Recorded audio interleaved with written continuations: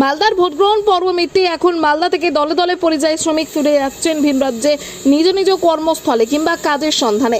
রবিবার রাতে এমন ছবি ধরা পড়ল মালদার বামনগোলা ব্লকের 12 মাইল এলাকায়। এদিন 12 মাইল থেকে পরপর 15টি বাস ছাড়ে। প্রতিটি বাসের গন্তব্যস্থল ছিল হায়দ্রাবাদ।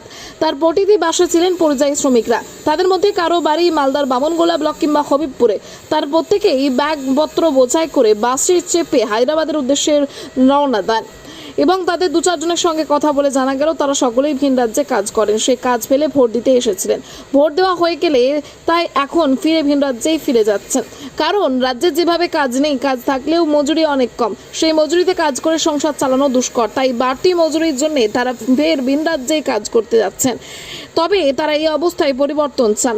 রাজ্যে যে দলই আসুক এবং সরকার গড়ুক না কেন, তারা যেন রাজ্যে কর্মসংস্থানের ব্যবস্থা করেন। কর্মসংস্থানের সুযোগ থাকলে তাদের ঘর বাড়ি ছেড়ে ভিন রাজ্যে কাজের জন্য পাড়ি দিতে হবে না।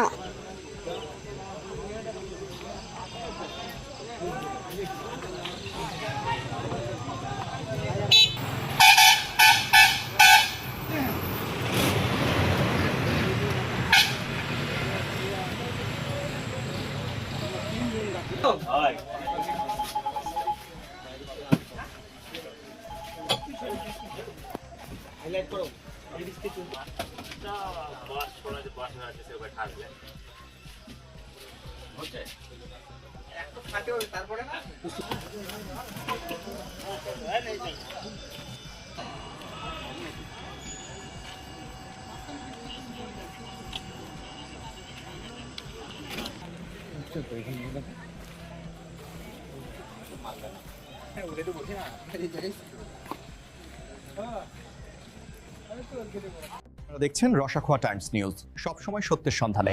সংবাদটি ভালো লাগলে লাইক, শেয়ার করুন এবং আরো আপডেটের জন্য আমাদের চ্যানেলটি ফলো করতে ভুলবেন না।